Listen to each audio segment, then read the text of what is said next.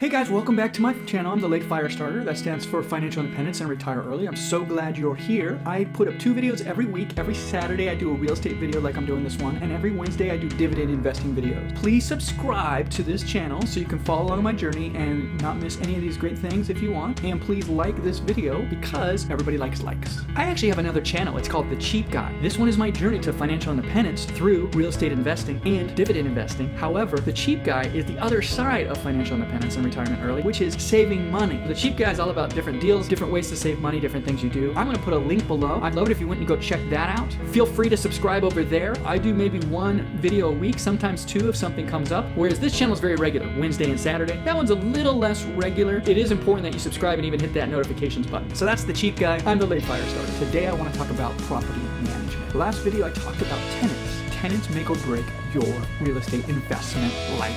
If they stay and they pay, you're made. However, a potentially more important element than even tenants is property management. Why? Because property managers are the ones who find and place the tenants. They're the ones who collect the rents. They're the ones who get the tenants who stay and make the tenants pay. If you're going to invest out of state, or if you have many rentals and you do not want to self-manage, property management is a non-negotiable. You need property managers. And anyone who's invested in real estate, especially out of state, knows it is very, very imperative you have a good property manager. And it's way too easy to have a bad property manager. In fact, it almost feels like it's 10 to 1 bad property managers to good. And even the good are not that great most of the time. So how do you find a good property manager? Well, the trick is knowing what you're looking for and not expecting too much. The number one thing you need to look for in a property manager is honesty. Yep, that's right. You need to make sure they're honest. You need to make sure they're legal and honest. There are property managers out there, and more than you would think, who actually would make up expenses that don't exist. Most of the dishonesty is about smaller things, a lot of white lies, a lot of not taking ownership. Maybe your place is vacant for 3 months and they make up lies about the fact that they're working on it and really they just haven't. So there's a lot of things with honesty that come into play. I've had property managers that made up expenses and tried to charge me $10,000 for a sewer line that they put in that they did not actually put in. They wanted to charge me $10,000 for something they didn't even do. Needless to say, I didn't pay that, and that's a whole other story with the guy. I still need to tell you about this guy that I partnered with that is the reason I got into real trouble in Cleveland. But anyways, I had another property manager. When they did new work on my duplexes, they put in, say for example, water heaters. They put in new water heaters and charged me for new water heaters. I found out later that they actually installed used water heaters that lasted only a year, and so I had to replace them again. So that's another way that they can rip you off and be dishonest. I've had others that were dishonest about their license or their methods. Honesty is actually my most important thing. If they are a horrible property manager, if they're incompetent in every way, but they're honest, I'm going to give them a chance. On the other hand, if they're extremely competent and do a really good job, but I find out they're dishonest, I've been burned too many times to even bother. Even though it may look like it's going to benefit me, if they are dishonest in the long run, they are going to benefit themselves only. I need a property manager that is honest, and with that comes ownership. If they hire a vendor to do a job at my property and the vendor doesn't do the job correct, I need the property management to own that mistake and to take care of the problem. In other words, an honest property manager will say, yes, we hired the vendor. You hired us to hire the vendor, and it's our responsibility to make sure the vendor does what we contracted them to do. A dishonest property manager will actually say, that's on the vendor. We hired them. They didn't do the job. We need to hire someone else. And they don't own anything.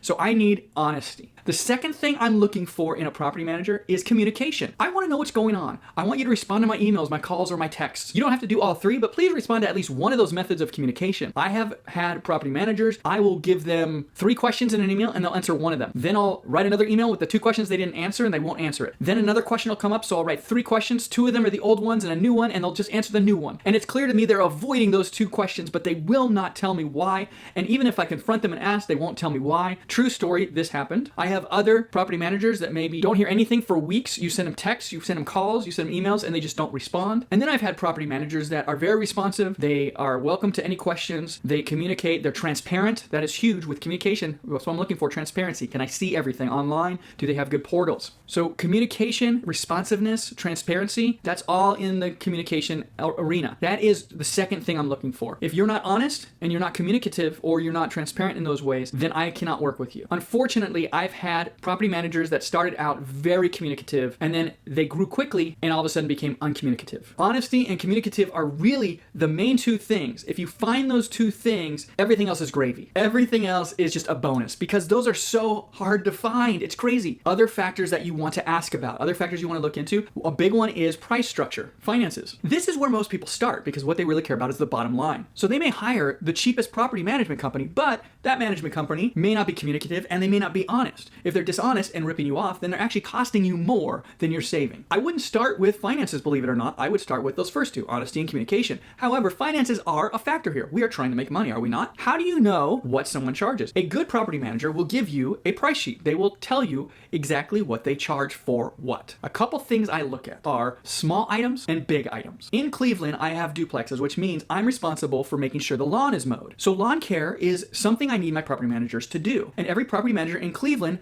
does lawn care. So that is a small expense. How much do you charge per cut? An average cut of one lawn at one duplex is about $30. However, some property managers will charge $60. I don't want to be charged $60 for something that should cost $30. If they charge $35 or $40, then that may not be a deal breaker. But if they're charging $60, that shows me one of two things. Either they are overcharging to make more money for themselves, or they are not savvy negotiators when it comes to hiring people to do work for them. Either way, I want nothing to do with it. If you are really bad at getting good deals, if you are really bad at hiring good work for reasonable prices, then I'm going to constantly be overpaying vendors. If you are skimming off the top so much that you're paying the guy to mow the lawn $30, but you're taking $30, that's an exorbitant 100% markup, then I know I'm going to be overpaying for everything to make you more money. Either way, I want nothing to do with that. So when I ask them about how much are lawn cares, a lot of times they have a firm price. Sometimes they say, well, it depends on the lawn, and they give me a range. Either way, I try to find out that small item. Then I ask a big item, eviction. How much is eviction? Why do I choose eviction? Because a big item such as a remodel of a house is hard to answer. They can't answer that because they're not the ones who actually do the remodel. They're the ones who hire the people to do the remodel. If there's major plumbing work, they don't do the work. They're the ones who hire the plumber to do the work. The plumber decides how much it's going to cost. I've already determined whether or not they find reasonable deals with the lawn care question. Because lawn care is an ongoing thing, they usually have an idea how much that costs. When it comes to a big plumbing job, they cannot speak to that. They are the ones who have the plumbers to hire though. Do they have access to reasonable plumbers who do good work who are not going to rip you off? That's what I kind of find out with the lawn care question. With the eviction question, that's something that they normally have a fixed price on. If eviction is $400-ish around there, that seems normal to me. If all of a sudden it's $750, well, once again, you seem like you're skimming off the top way too much for my liking, or you hire lawyers that are way too expensive and unnecessary. Either way, I want nothing to do with it. You find out how much both small and large items are in a particular area by asking several people.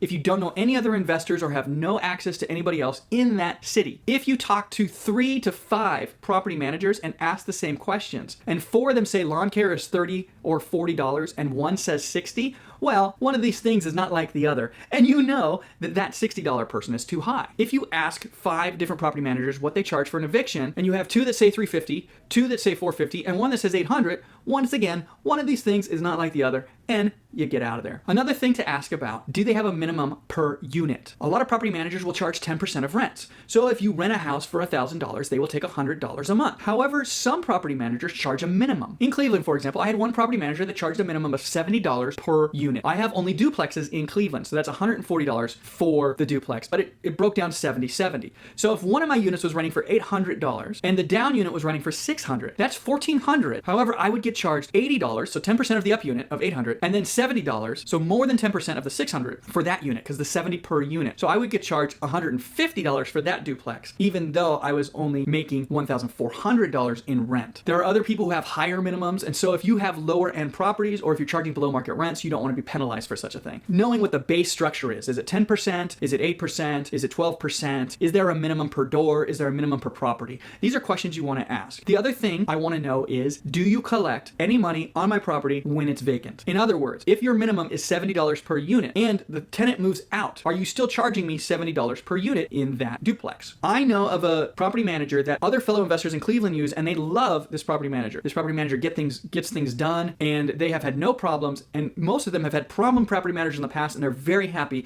with this new property manager. When I spoke with this property manager, I didn't go with them for 3 reasons. One, they weren't responsive. We had one phone call, and they were supposed to call me back the next day, or I was supposed to arrange a meeting with somebody else to talk to. They never got back to me. I sent them an email. They never responded. So their lack of responsiveness was one of my main 2 things. 2, they're expensive. They charge, I think it was $100 per door, and I have duplexes that are renting out for $600 a unit. If I'm paying $100 out of that $600 rent, that's too much. I can't afford that. So their minimum was too high for my liking. But the main thing that really, really scared me off was this. That $100 per property or door, I can't remember what it is, but that $100 they collect whether you're getting rent or not. So if your tenant stops paying and you're gonna have to evict them, they still charge you $100. If it's vacant, they charge you $100. When I told them I'm not comfortable with that arrangement because that doesn't incentivize them, that de-incentivizes them from filling the unit. If they find a tenant, it doesn't matter. If they don't have to do any work. Nobody's calling for repairs, and they're still getting paid. So I didn't like that arrangement. When I talked to my friends who use this property management, they all said it wasn't a problem, and they love these property managers because they fill the units so quickly. But at the end of the day, philosophically, I want a property manager where we're on the same team. When I win, they win. When I lose, they lose. It's as simple as that. So when my tenant stops paying, they stop getting paid. I'm not getting paid, they're not getting paid. When my tenant's rent goes up, I'm getting paid more, they're getting paid more. I like that symbiotic relationship where when I win, they win, but if I lose, they lose. They have incentive then to make me win, and I like it that way. Finances is a big part of this as well. There are other factors such as location. Are your properties really, really far away so they're never going to drive by, and it's going to be difficult for tenants who can't pay online, for example? So some tenants will still pay with money orders or with cash, and they want to go by the office. And if your property manager is really, really far away, that's going to exclude any type of tenant that needs to pay with a money order or with cash, for example. They may not want to live in that place because the property management is too far away. Another thing to think about would be, how do they manage your reserves? Do they need a lot of reserves or a small reserve? And a reserve just means the property management holds on to some of your cash for small items. If there's just something that costs $50 that a tenant calls in the middle of the night, they just do it without calling you or disturbing you, and they take it out of that reserve. My current property manager needs $500. Just that's it. If I have 1 property or 10 properties, it's $500. Other property managers want $100 per unit. Others want $500 per unit, which is tying up way too much cash, in my opinion. There's many factors we can talk about. The last factor I want to talk about is when you talk to your property managers, ask them how fast they're growing. This is for 2 reasons. I've had property management companies that the person I was dealing with was great, but the company grew so fast,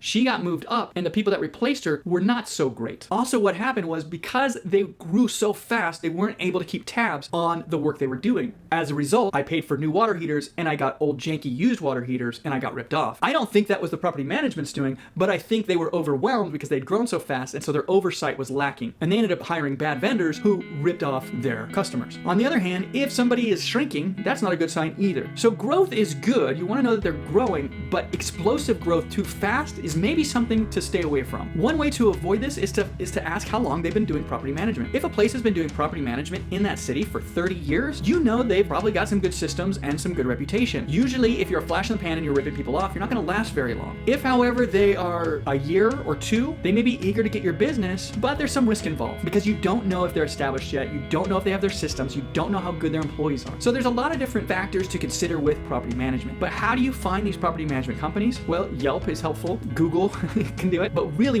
what's very, very helpful is if you get recommendations. If you're investing out of state, or even in your area for that matter, and you can find a Facebook group of people investing in that city, or you can go onto a website like BiggerPockets and you can find people investing in that city, and you ask people for recommendations. Who do you use for property management? The problem is a lot of investors will hire a property manager and that's all they have experience with. And so that property manager may be really mediocre, but they don't know any different. And so they would just say, well, I use this person and I don't have any issues. That's not really a recommendation. That's just telling you who they use. And that's true with a lot of things. So you have to be careful. I would get as many recommendations as you can. And if you find people who had really bad property management, find out who they use now. Those are the best people because they know what to avoid and they have something to compare it to. I'm on my 4th property management company. You could even argue 5th, but the first one I never even did. They tried to manage and I said no. So really I'm on my 4th property management, but I worked with one to begin with. So, kind of 5. I worked with 5 property managers in Cleveland already. I'm really on my 4th one right now of actually managing. I've also talked extensively with I think 3 or 4 for others. And I've talked to investors who have worked with other property management companies. So I'm pretty intimately knowledgeable of about 10 different property management companies in Cleveland, Ohio. And I chose the one I'm going with now based on all that information. And it took me a couple years to get to where I am. Some people get lucky and they find a great property manager right out the gate. Other people have to go through the ringer like I did. Unfortunately, I know people on both ends of the spectrum. If you cannot find anybody who invests in your city, if you cannot find any Facebook groups, and if Yelp's no help, then the best thing you could do at that point is to call up real estate agents in that city. What I would do is talk to a few real estate agents in the city and find out who they recommend, who do they like, who seems to keep properties in good condition, who seems to do a good job. If you really want to be careful, the other thing you can do is try to reach out to other people in the community. When you talk to property managers and you sort of interview them, ask them who their vendors are, ask them who their plumber is, and then maybe call up that plumber. You can also ask property managers if they can put you in touch with other investors that are current customers with them. So you can talk directly to someone else who's been using their services. A lot of this may sound like overkill, but if you do the legwork on the front end, it will save you so much headache and so much money in the long run, because a good property manager is like gold and a bad one is like a big hole in your wallet. If you need any more tips about property management, or if you need any help finding something in your city, or more direction as far as specific websites you can do, go ahead and comment below. I'd love to help you out in any way I can. I'm so committed to helping people get good property management because as someone who's had bad property management, I am very, very understanding of how much that is a pain in the butt. Thanks for watching. Once again, if you haven't yet, please subscribe and hit that like button.